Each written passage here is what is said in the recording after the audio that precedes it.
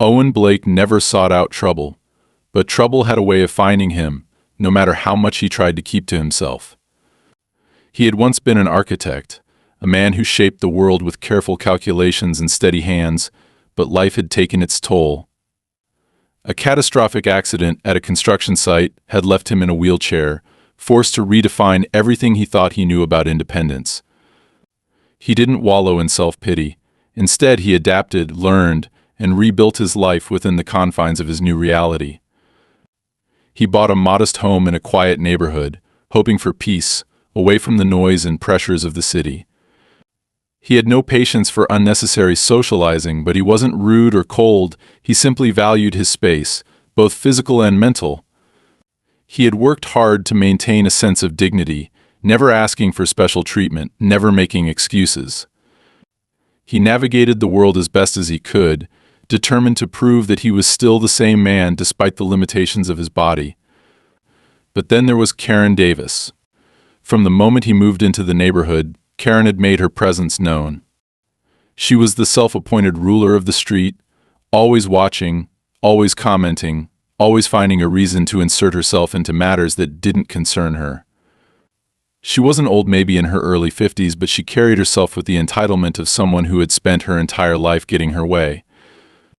She had an uncanny ability to turn the most mundane situation into a dramatic affair, whether it was an argument over a neighbor's choice of garden decorations or a passive-aggressive rant about property lines. But with Owen, her attitude had a particularly sharp edge, something beyond the usual neighborhood pettiness. It started small, as these things often do. Karen would park her oversized truck too close to Owen's driveway, forcing him to maneuver awkwardly every time he needed to leave. At first he let it slide, assuming she simply wasn't paying attention. But when it became a pattern, he politely asked her to leave enough space for him to enter and exit his driveway without difficulty.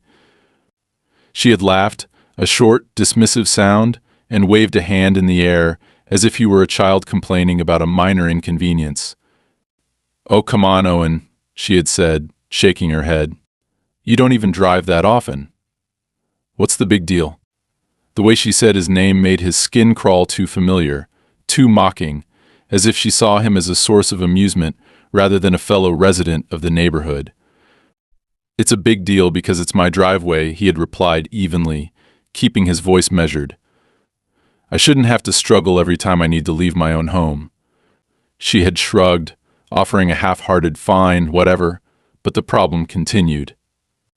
Every few days, her truck would be there again, angled just enough to make his exit difficult. Sometimes it wasn't even her, it was one of her friends, or a delivery truck, or some excuse she had ready whenever he confronted her about it. It wasn't an accident, it was deliberate. A quiet, calculated form of harassment masked as carelessness. Then came the passive-aggressive comments. "I don't know how you do it, Owen," she'd say loudly when she saw him navigating his wheelchair down the sidewalk. "I mean, it must be so frustrating, right? Not being able to just get up and handle things like normal people? Or, if I were in your position, I think I'd go crazy." Broad and DDMB. "I'd hate having to rely on everyone for the simplest things." She always said these things in a tone of feigned sympathy, her voice dripping with artificial concern. It was meant to sound like casual conversation, but Owen knew what she was doing. She wanted him to feel small. He refused to give her the satisfaction of a reaction. But ignoring her only seemed to make her worse. One evening, as he returned home from a trip to the grocery store, he found Karen standing at the edge of his driveway, arms crossed, staring at his car with an unreadable expression. He sighed inwardly, already bracing himself for whatever nonsense she was about to throw his way. "New car?" she asked, tilting her head slightly. Owen locked his car and wheeled himself forward. "No, just had some work done on it." Karen's lips pursed. "You sure? Looks different." "You know, I have a cousin who works in insurance. He tells me all the time how people exaggerate their needs to get disability benefits. Fancier cars, home upgrades, all on the taxpayer's dime. Owen stopped, gripping the wheels of his chair tightly. It wasn't even subtle anymore. He stared at her, his patience wearing thin. "Are you accusing me of something, Karen?" She raised her hands in mock innocence. "Oh no, not at all.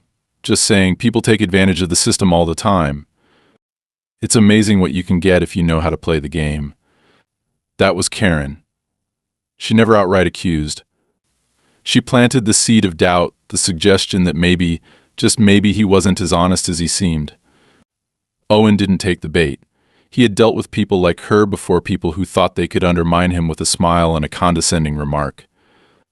Instead, he turned his chair toward his front door and wheeled inside, locking the door behind him. But deep down, something told him this wasn't over. And he was right. Because the next time he encountered Karen, it wouldn't just be words or an inconveniently parked truck. It would be something far worse. It would be the night she ran over his wheelchair with her truck and then had the audacity to accuse him of faking his disability. Owen had always known that people like Karen thrived on control. It wasn't about real power, not in the grand sense of the word, but the kind of petty dominance that made them feel superior to those around them. She wasn't satisfied with simply living her life. She had to impose herself onto others, making sure they understood that she was the one who dictated the rules of the neighborhood, even if she had no real authority to do so.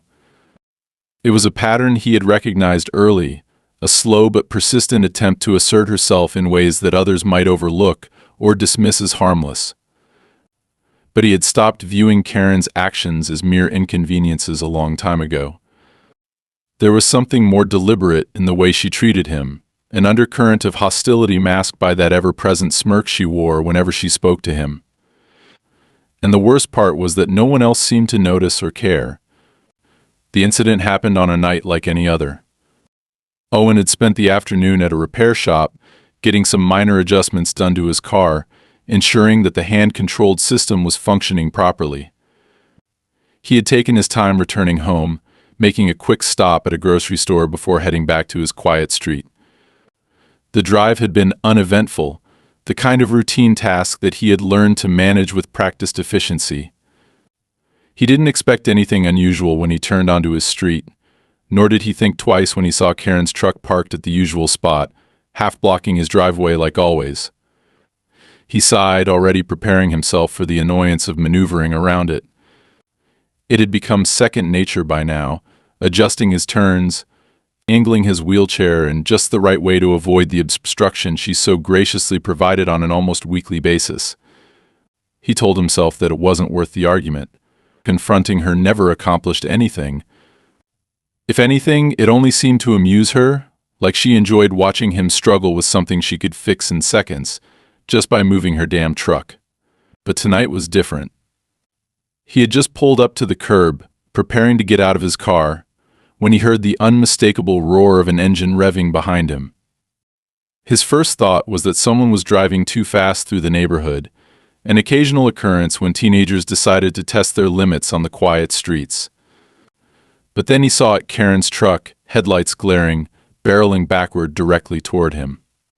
It happened in an instant, a flash of movement and sound that his brain barely had time to process. He tried to react, tried to push himself away, but the truck was too fast. The impact was sudden, violent. His wheelchair lurched as the massive vehicle collided with it, sending him sprawling to the pavement. The world tilted, pain shooting through his shoulder as he hit the ground hard. The groceries he had placed on his lap scattered across the pavement, rolling into the gutter as the truck's tires screeched to a stop just a few feet away. For a brief moment, everything was still.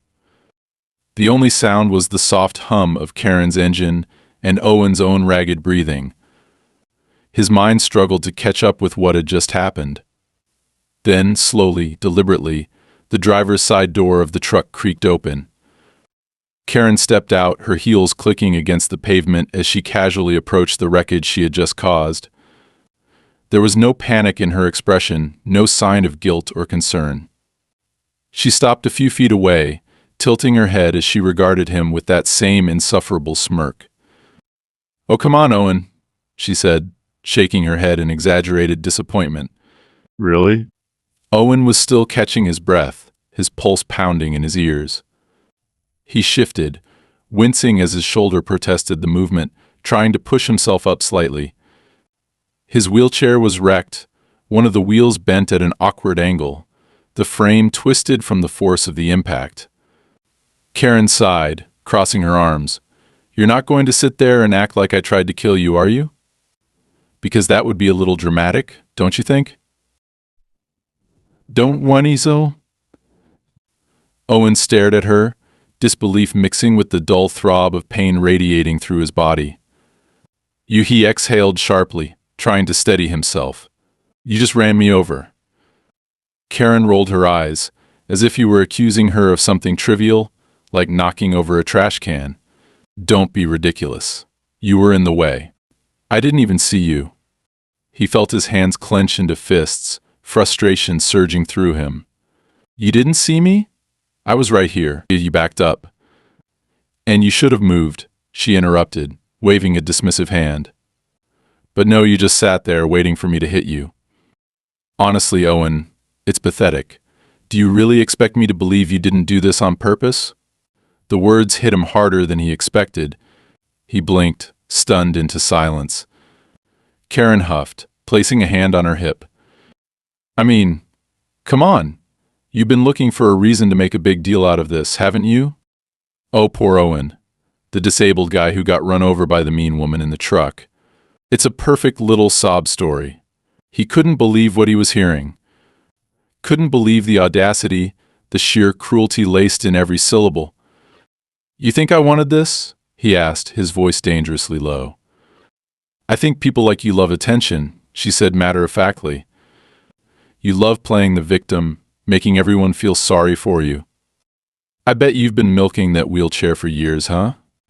The rage that bubbled up inside him was unlike anything he had felt before.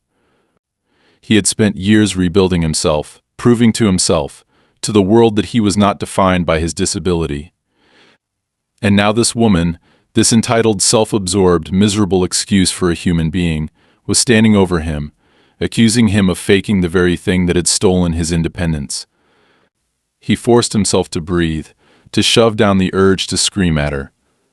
"Move your truck," he said through gritted teeth. Karen sighed dramatically. Fine. But don't think this means I'm admitting anything. I'll do it just so I don't have to hear you whining about it later." She sauntered back to her vehicle, climbed in, and with an almost lazy motion, pulled forward just enough to clear his driveway. Then she drove off, leaving him there, sprawled on the pavement next to the mangled remains of his wheelchair. For a long moment, he didn't move. His body ached, his mind still reeling. He knew what had happened wasn't just an accident. Karen had seen him. She had known exactly what she was doing. And worst of all, she had no remorse. This wasn't over. Not by a long shot.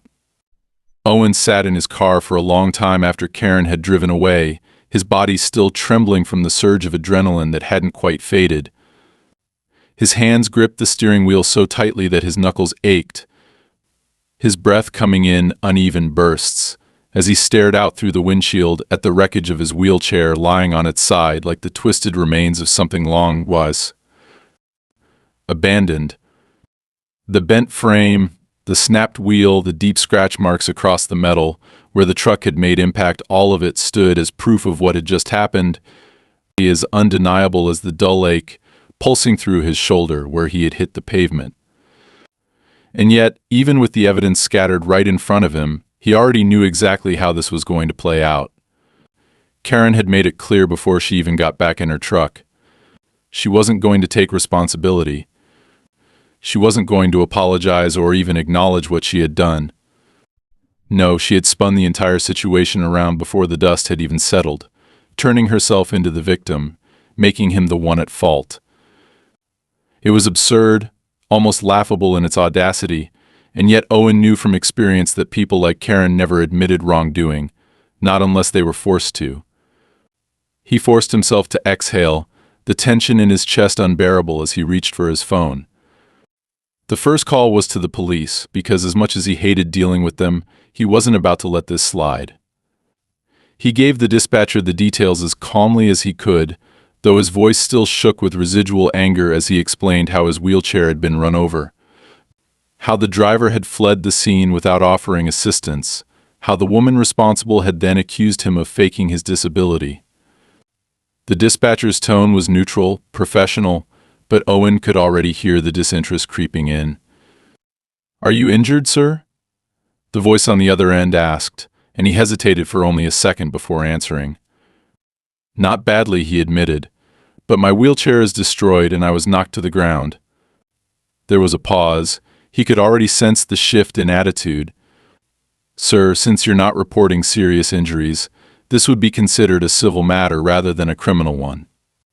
I can send an officer to take a report, but unless there's evidence of intentional harm, it may not qualify as." "She backed into me," Owen snapped, his patience fraying. "She saw me and kept going.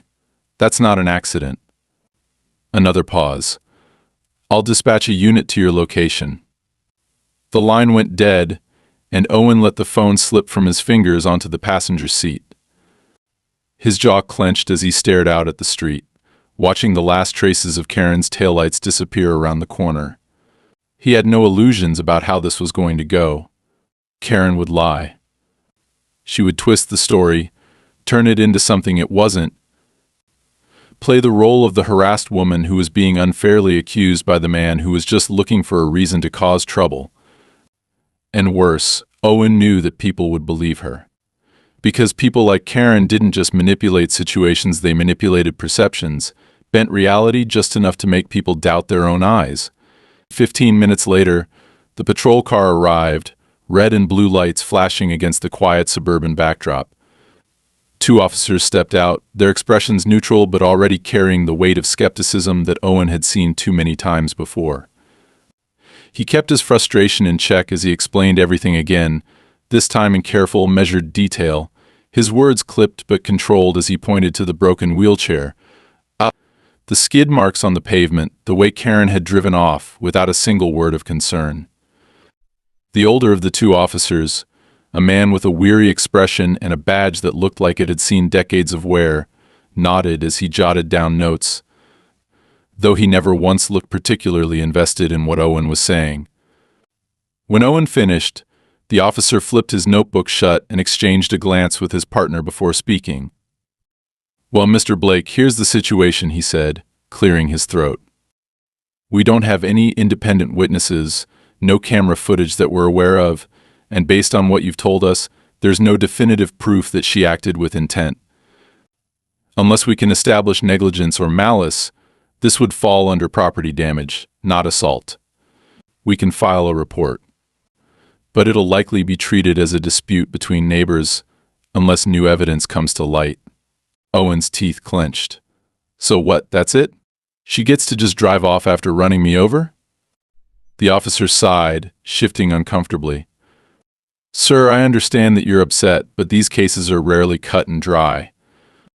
I'd suggest reaching out to your insurance about the wheelchair, maybe consider pursuing civil action if you believe there was real harm done." Owen let out a humorless laugh, shaking his head. "Right, because that's worked out so well for people in my position before." The officer didn't respond. He just handed Owen a card with a case number scribbled on the back and muttered something about how he'd follow up before walking back to his car. The patrol car pulled away a minute later, leaving Owen sitting in his driveway with nothing but the broken remains of his independence lying in front of him. He wasn't even surprised. The next day, things escalated further. Karen had wasted no time going on the offensive. By the time Owen stepped outside the following morning, his phone buzzing with messages from a few of the neighbors he actually got along with, he already had a bad feeling about what was coming. He didn't have to wait long to find out. Karen had started spreading her version of the story, twisting the events of the night before into something unrecognizable. According to her, Owen had thrown himself in front of her truck, trying to make it look like she had hit him on purpose. She had gone on about how he had been aggressive with her, how he had been looking for trouble, how she had barely even touched his wheelchair but that he had immediately milked it for attention the moment he hit the ground. She claimed she had driven off because she had felt unsafe, that he had been yelling at her in a way that made her uncomfortable. The worst part? People believed her. Owen could see it in the way some of the neighbors looked at him, the hesitant glances, the half-formed thoughts behind their eyes as they struggled to reconcile what they had always assumed about him with the version of events Karen had fed them. She had turned herself into the victim before he had even had a chance to tell his side, poisoning the well before he had taken his first sip. By midday, she had even gone a step further, filing her own complaint with the police, claiming that Owen had been harassing her. He read the notice 3 times before setting it down, rubbing a hand over his face as frustration and exhaustion warred inside him. She wasn't just trying to avoid blame. She was trying to turn the tables entirely, make him the aggressor, put him on the defensive before he had the chance to do the same to her. It was a strategy as old as time: attack before you can be attacked. And Owen had the sinking feeling that Karen was better at this game than he had given her credit for, but he wasn't going to let her win. If Karen wanted to turn this into a battle, then fine. She had just made the biggest mistake of her life. Owen had been through enough in life to know that fighting battles in the court of public opinion was often harder than fighting them in actual court. Karen had played her hand perfectly, twisting the narrative before he even had a chance to get his footing, and now he was the one on the defensive. The way people looked at him had changed. Not everyone, not the ones who knew him well enough to see through the bullshit, but enough that it mattered. There were the hesitant glances when he wheeled down the sidewalk, the murmured conversations that stopped just a little too abruptly when he passed by. Even people who had once been friendly now seemed unsure, like they were reevaluating everything they thought they knew about him. That was the power of a well-told lie. It didn't need to be proven to do its damage. It just had to be planted in the right minds. By the time he received the official notice that Karen had filed a formal complaint against him, claiming he had harassed and threatened her, he wasn't even surprised. Angry, yes. Frustrated beyond belief, absolutely. But surprised? Not in the slightest. It was the logical next step in her campaign to paint him as the villain. The details in her complaint were almost laughable in their absurdity. She claimed he had blocked her driveway with his wheelchair, that he had been shouting obscenities at her, that he had even made aggressive movements toward her, making her feel unsafe. He could almost hear her voice as he read through it, dripping with self-righteous indignation, twisting every interaction into something sinister. The problem was that the complaint meant he was now on law enforcement's radar. Maybe they didn't take it seriously. He hoped they didn't, given how flimsy the accusations were, but the fact that it existed at all put him in a weaker position. If he tried to press charges against her for the damage to his wheelchair, it would be framed as retaliation. If he spoke out against her lies, he'd be the one accused of escalation. She had successfully backed him into a corner, and there was no easy way out. He needed a plan. Owen wasn't the type to rush into things without thinking them through. He had learned patience the hard way, through years of painstaking rehabilitation, through the quiet indignities of a world that wasn't built for people like him. He understood that emotion wouldn't win this fight, strategy would. So he sat down, took a deep breath, and started making calls. The first was to his lawyer. He hadn't planned on escalating things to a legal battle, but Karen had forced his hand. The man he spoke with, a sharp and no-nonsense attorney named David Calloway, listened carefully as Owen laid out everything that had happened, from the months of passive-aggressive harassment to the night she had run over his wheelchair to the smear campaign she had launched afterward. When Owen finished, there was a brief silence on the other end of the line before David finally spoke. "She's smart," he said. "I hate to admit it, but she's playing this well. She didn't just cover her tracks, she flipped the entire situation to her advantage. You're not just fighting her word against yours, you're fighting perception, and that's a lot harder to undo." Owen exhaled slowly. "So what do I do?" "We build a case, piece by piece. You need evidence. Right now it's just a story. A compelling one, sure, but stories don't hold up in court. Facts do. The evidence. That was the key. He needed something irrefutable, something Karen couldn't talk her way out of. But that was easier said than done. The incident with his wheelchair hadn't been caught on camera, and the police had already dismissed it as a civil matter. That meant he needed to find another way to expose her for what she was. His next call was to an old friend, Mark Holloway, a former investigator who had retired early due to health issues but still had a sharp mind and a long list of useful connections. Mark had always been the type to see angles other people missed, and if anyone could help him figure out how to turn the tide, it was him. When Owen finished explaining the situation, Mark let out a low whistle. "Jesus, she's a piece of work. You sure she hasn't done this before?" Owen frowned. "What do you mean? People like her don't just wake up one day and decide to be manipulative sociopaths. This isn't amateur hour. She knows exactly what she's doing. I'd bet good money this isn't the first time she's pulled something like this." That thought hadn't occurred to him before, but the moment Mark said it, it made sense. Karen was too calculated, too precise in the way she spun things to her advantage. She had done this before. "I'll do some digging," Mark said. "See if there's anything in her past that might be useful. In the meantime, you should start talking to people. I guarantee you're not the only one she's done this to. You just need to find someone who's willing to talk." It was a long shot, but it was the best option he had. If Karen had a pattern of behavior, then proving it could be the key to dismantling the story she had crafted around herself. Over the next few days, Owen quietly reached out to people in the neighborhood, not making accusations but simply asking if anyone else had ever had issues with Karen. Most were hesitant to say anything. She had a way of making people feel like stepping out of line would come back to bite them, but a few were more forthcoming than he expected. One woman, an elderly widow named Margaret, who had lived on the street for over 20 years, sighed deeply when he brought up Karen's name. "She's been like this for as long as I can remember," Margaret said, shaking her head. "Not always so bold, but always looking for ways to make life difficult for people she doesn't like." "Has she ever done anything like this before?" Owen asked carefully. Margaret hesitated, then nodded. "There was a couple who used to live across from her, nice people, quiet. Karen didn't like them, started making up stories about them, saying they were involved in illegal activities, that they were dangerous. She spread rumors until people started to believe them, and eventually, they moved away. I always thought it was suspicious how quickly their house went on the market after they left." Owen's stomach twisted. It was exactly what she was doing to him now.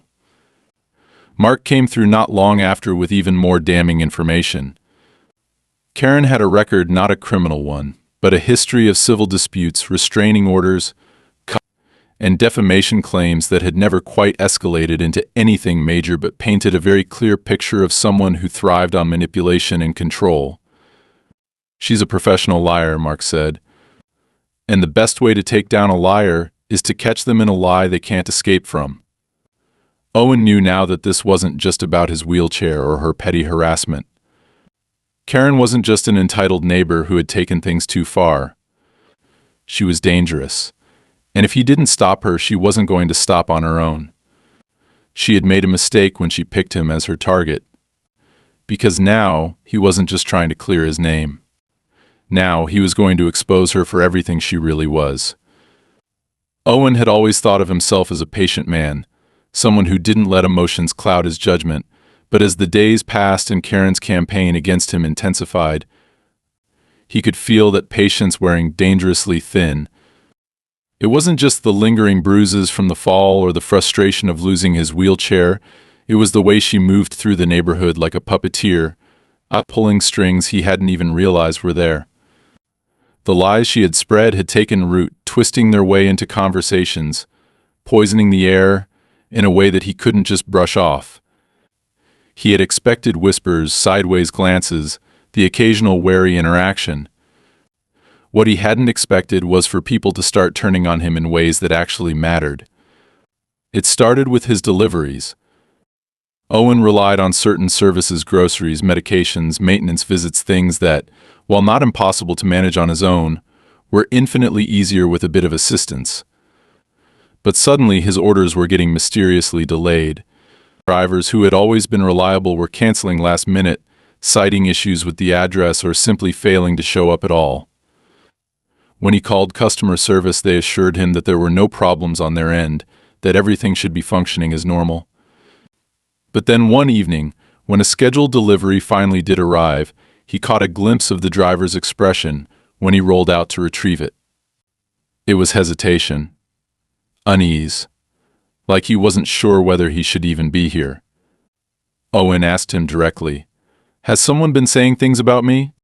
The man shifted uncomfortably, avoiding his gaze. "Look, man, I don't want to get in the middle of anything, but someone called in, said there might be a safety concern at this address. Didn't say anything specific, just enough to make people nervous." Safety concern. Karen was doing more than just spreading rumors. She was actively sabotaging his ability to function in his own home. And that wasn't even the worst of it. 2 days later, a city inspector showed up at his door, clipboard in hand, expression blank in that way government employees mastered when they had to deliver bad news. "Mr. Blake, we've received multiple complaints regarding unauthorized modifications to your property," the inspector said, flipping through his notes.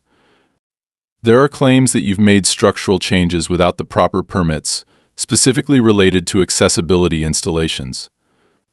Owen had to laugh at that, though there was no real humor in it. "You mean my wheelchair ramp?" The inspector didn't react. If you don't have the necessary documentation, you could be subject to fines or required to remove any unapproved alterations. It was absurd. He had gone through all the proper channels, secured every permit, ensured that every adjustment to his home was up to code. But that didn't matter because now he was on the defensive. Now he had to waste time proving he had done nothing wrong, all while Karen sat comfortably in her house, watching as her carefully orchestrated harassment played out exactly the way she wanted it to. But that wasn't where it ended.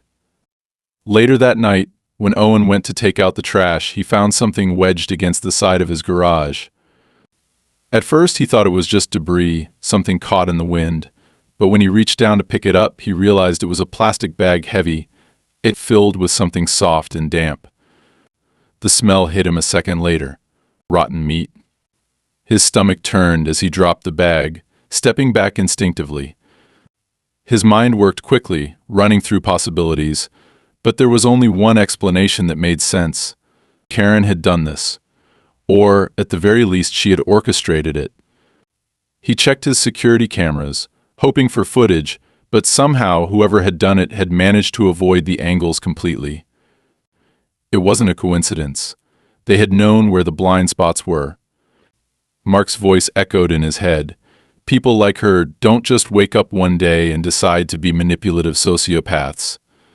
Karen was escalating. She wasn't just trying to discredit him anymore, she was trying to make his life unlivable. She was testing boundaries, pushing to see how far she could go before he broke. Owen sat in his living room long after midnight, staring at the wall, pulse steady despite the anger simmering beneath the surface. He knew now that there was no reasoning with her, no chance that she would stop on her own. She had committed to this, and she wouldn't back down unless she was forced to. And that meant it was time to stop playing defense. The next morning, he called Mark. "I need you to find everything you can on Karen Davis," Owen said, his voice calm, controlled. "I don't care how far back it goes. I don't care how small it seems. If she's done anything like this before, I want to know about it." There was a pause, then a slow exhale from the other end of the line. "You're done letting her take the lead?" "Yes." Mark didn't ask for further explanation. "I'll call you when I have something." While Mark worked his side of things, Owen focused on his own. He went back to the city inspector with every permit, every document proving that his home modifications were legal. He pushed harder with the police, making sure they understood that the complaint against him was nothing more than retaliation. He started recording everything, every interaction, every phone call, every instance of suspicious activity. If Karen wanted to play dirty, he would make sure there was a record of every move she made. 2 days later, Mark called him back. You were right, Mark said, and Owen could hear the grim satisfaction in his voice. She's done this before. Not just once, either. Karen had a history of targeting people she didn't like. The couple that had mysteriously moved away after she spread rumors about them? She had filed false reports against them, just like she was doing to Owen. Another neighbor had left after his dog went missing under suspicious circumstances never proven, but always suspected. And the most interesting discovery? She had almost been sued twice for defamation, but had settled both cases before they went to trial. She knows exactly where the line is, Mark said. She pushes just far enough to cause damage, but never far enough to get caught. Owen processed the information carefully. He wasn't surprised, but having confirmation gave him something invaluable leverage. That night, he sat in his car outside Karen's house, watching as the lights flickered behind her curtains. She thought she was untouchable, that she could keep playing her games without consequences. She was wrong. Owen wasn't just going to stop her. He was going to make sure she never did this to anyone else again. Owen had spent the past few weeks watching Karen tear apart his life piece by piece, her attacks becoming bolder, more insidious, more calculated with every move she made. She wasn't just trying to ruin his reputation, she wanted to break him entirely, out to push him to a point where he would either give up or lash out in a way that would justify everything she had been telling people about him. But Owen wasn't going to give her that satisfaction. He had spent too long fighting to keep his independence, too long rebuilding himself after losing so much. He wasn't about to let some bitter, manipulative woman take any more from him. And now, finally, he had something he could use against her. Mark had come through with exactly what he needed. The lawsuits, the false reports, the suspicious patterns of behavior, it all painted a picture that Karen had spent years trying to keep buried. She had destroyed lives before. She had driven people out of their homes, turned neighbors against each other, fabricated enough drama to cover her own tracks. But this time, she had picked the wrong target. Owen wasn't leaving. He wasn't backing down. And he wasn't just going to stop her, he was going to make sure she had nowhere left to run. The first thing he did was send an anonymous tip to the local news station. Nothing dramatic, nothing exaggerated, just facts.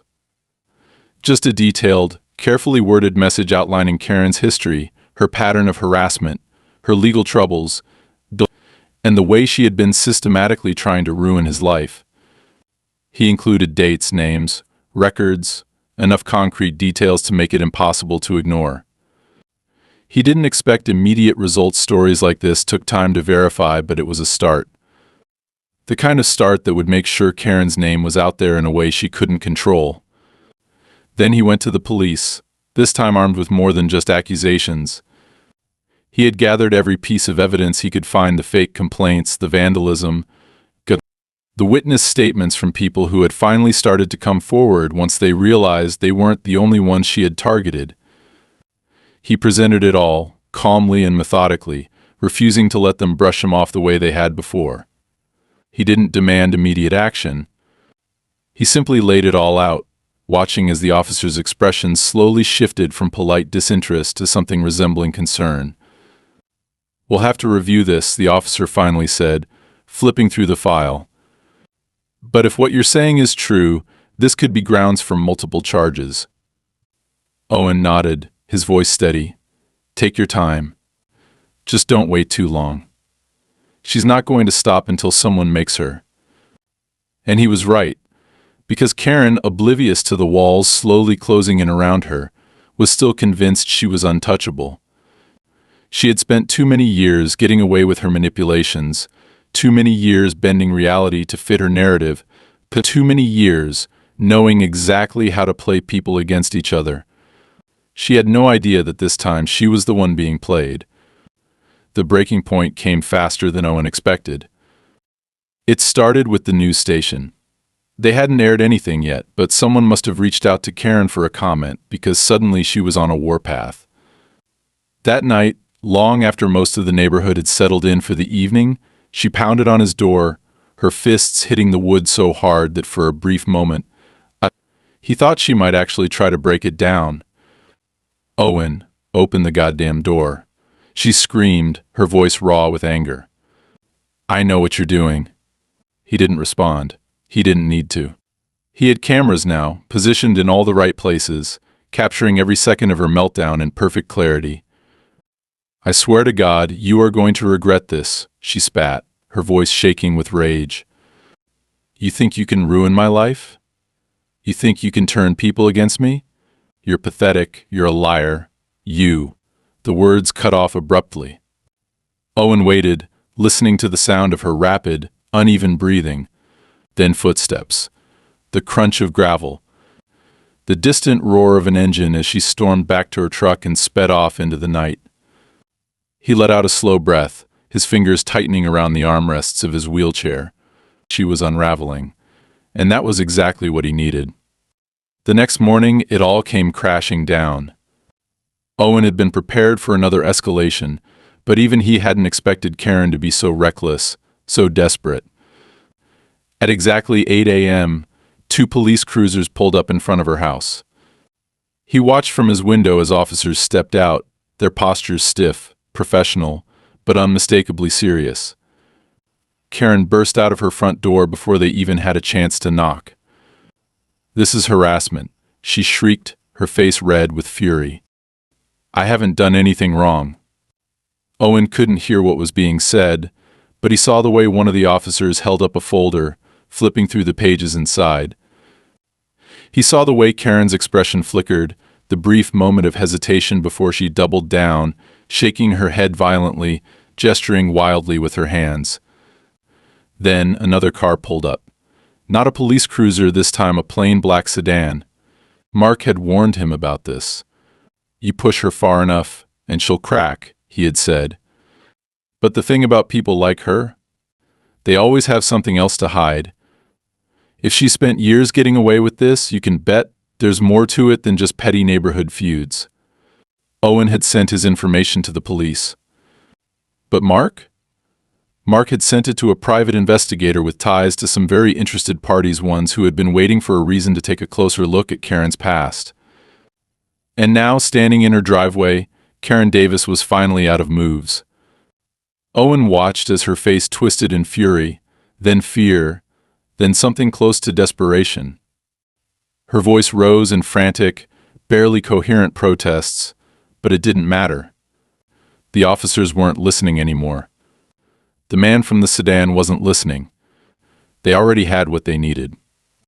When the handcuffs snapped around her wrists, Owen felt something inside him settle. Not satisfaction, not victory, just relief. Karen had spent so long believing she was above consequences.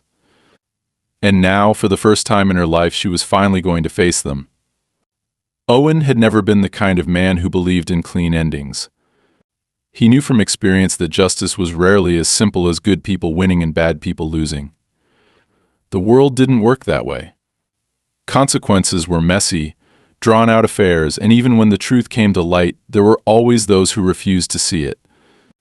He had spent so much of his life rebuilding after disaster, pushing through systems that had never been designed for someone like him, that he had learned to temper his expectations. He wasn't waiting for a dramatic finale where Karen would break down in court, sobbing out apologies. He wasn't expecting a grand moment where the neighborhood rallied around him, realizing they had been manipulated. Reality was never that satisfying. But that didn't mean he couldn't enjoy watching the fallout unfold. Karen's arrest sent a ripple through the neighborhood that no one could ignore. For the first time, people who had dismissed Owen's warnings were forced to confront the truth, not just about what had happened between the two of them, but about Karen herself. The story spread quickly, jumping from hushed conversations on driveways to online community forums, speculation giving way to cold, undeniable facts. Reports surfaced about her history, lawsuits settled quietly, restraining orders buried under layers of legal maneuvering, past neighbors who had been driven away under suspiciously similar circumstances.